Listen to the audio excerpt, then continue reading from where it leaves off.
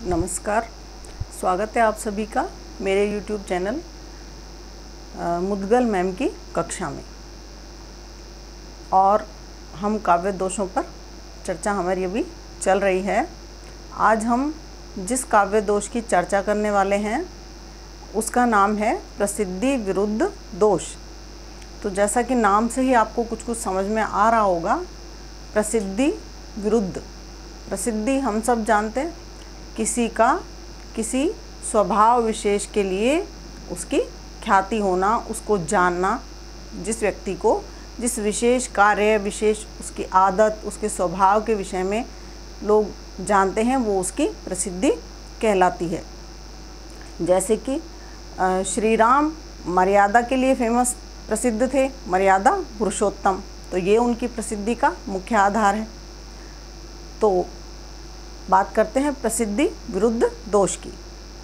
प्रसिद्धि विरुद्ध दोष वहाँ होता है जहाँ कोई व्यक्ति किसी कार्य के लिए प्रसिद्ध है परंतु काव्य में वर्णन उसके विपरीत कर दिया जाए। आइए परिभाषा देख लेते हैं।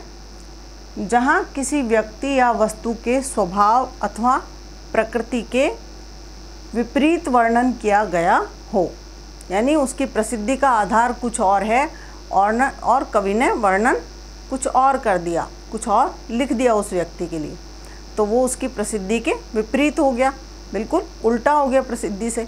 तो वहाँ पर प्रसिद्धि विरुद्ध दोष आ जाता है। जैसे कि हम कहें कि सर्प ने अमृत बरसाया। अब सर्प का स्वभाव है विष उगलना, वो अमृत कैसे बरसा सकता है? तो ये प्रसिद्धि विरुद्ध कार्य हो गया। तो ऐसा जहाँ पर हो जाता है वहाँ प्रसिद्धि विरुद्ध दोष माना जाता है। आइए उदाहरण देख लेते हैं। पहला उदाहरण है, उदयाचल पर पिनाकी का कहीं टंकार बोला। अब देखिए, पिनाकी किसको कहते हैं? पिनाकी कहते हैं भगवान शिव को। उनके धनुष का नाम था पिनाक और इसीलिए वो पिनाकी कहलाए। वो पिनाक को धारण करते थे, इसलिए वो उनका एक नाम पिनाकी भी है। तो कवि कहता है उदयाचल पर पिनाकी का कहीं टंकार बोला, कि शिव का धनुष जो है, उन्होंने अपने धनुष को, उसकी प्रत्यंचा को खींचा और जो आवाज़ आती है उसको टंकार कहते हैं। परंतु कवि कह रहा है वो उदयाचल पर बोला। उदयाचल यानी कि जहाँ से सूर्य उदित होता है। परंतु हम सब जानते हैं कि शिव जी जो हैं वो कैलाश पर्वत पर निवास करते हैं, तो उनका जो धनुष है उसकी टंकार कैलाश पर्वत से ही गूंजेगी, ना कि उदयाचल पर्वत से। परंतु कवि ने उदयाचल लिख दिया और इसीलिए यहाँ पर दोष आ गया काव्य में। कौन सा दोष? प्रसिद्धि विरुद्ध दोष। क्योंकि प्रसिद्धि तो क्या है कि शिवजी कैलाश पर्वत पर निवास करते हैं, तो वो अपने धनुष बाण भी वहीं पर ही हाथ में उठाएंगे। उनके धनुष की आवाज़ वहीं से ही आनी चाहिए। एक और उदाहरण देख लेते हैं। भीमसेन ने खड्ग हाथ ले तोड़ी जांग सुयोधन की। कवि कहता है कि भीमसेन आप सभी जानते हैं, पांडु पुत्रों में जो दूसरे नंबर के पांडव थे, युधिष्ठिर से छोटे, उनका नाम भीमसेन था। और वो इतिहास में अपनी गदा के लिए प्रसिद्ध हैं। बहुत ही धुरंधर गदाधारी थे वो, उनकी जैसी गदा कोई नहीं चला सकता था।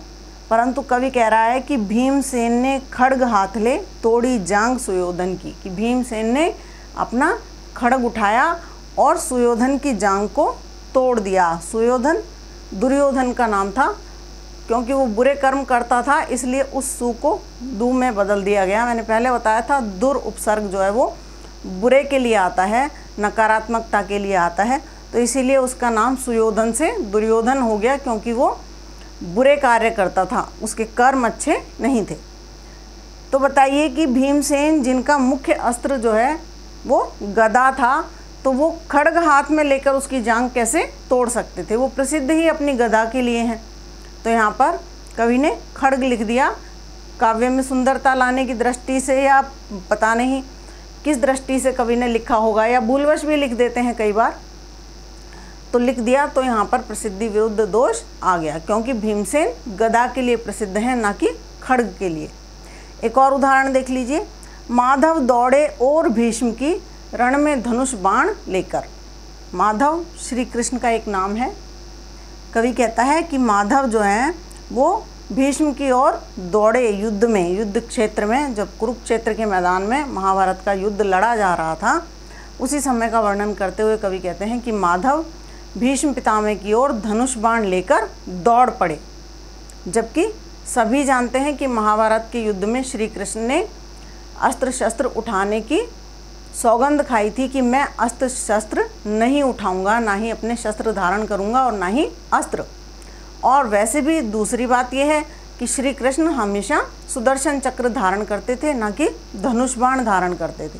तो जब वो सुदर्शन चक्र धारण करते थे तो वो धनुष बाण लेकर भीष्म की ओर कैसे दौड़ सकते हैं। तो यहाँ भी कवि ने प्रसिद्धि के विरुद्ध वर्णन कर दिया। माधव की प्रसिद्धि सुदर्शन चक्र से है, ना कि धनुष बाण से। तो इसलिए यहाँ पर हो गया प्रसिद्धि विरुद्ध दोष। समझ में आया साथियों? अच्छा लगा होगा आपको। और एक आपसे मैं शिकायत करना चाहती हूँ कि आप लोग जैसे YouTube देखते हैं उसी तरह से मैं भी YouTube देखती हूँ। बहुत सारे वीडियोस, दुनिया भर के वीडियोस पड़े होते हैं। ज़्यादातर वीडियोस या तो किसी खाने की रेसिपी के होते हैं, या डांस वीडियोस होते हैं, या कुछ बनाने के वीडियोस होते हैं। और मैं देखती हूँ कि उनके व्यूअर्स, उनके लाइक्स, उनके सब्सक्राइबर्स मिलियंस में, लाखों में हैं। परंतु जितने भी पढ़ाई के वीडियोज़ हैं उनके व्यूअर्स, उनके सब्सक्राइबर्स, उनके लाइक्स जो हैं अन्य की तुलना में बहुत कम हैं। तो क्या मुझे ये लगता है कि क्या लोगों का पढ़ाई से, आजकल के बच्चों का, युवा पीढ़ी का पढ़ाई से ध्यान हट गया है कि वो पढ़ाई के वीडियोज़ देखना नहीं चाहते। ऐसा नहीं करना चाहिए आपको। अन्य वीडियोज़ देखें आप, परंतु पढ़ाई के वीडियोज़ भी देखें। आपको बहुत सारी चीज़ें जानने को मिलेंगी, बहुत सारी जानकारियाँ मिलेंगी अपने इतिहास के बारे में, अपनी सभ्यता, संस्कृति, साहित्य के बारे में। जब हम जानेंगे तभी हम अगली पीढ़ी को कुछ ट्रांसफ़र कर पाएंगे। तो मैं आपसे आशा करती हूँ, अपेक्षा करती हूँ कि आप वीडियोज़ को ध्यानपूर्वक देखेंगे और मेरे चैनल को सब्सक्राइब करेंगे, लाइक करेंगे और शेयर करेंगे। आज के लिए इतना ही। धन्यवाद।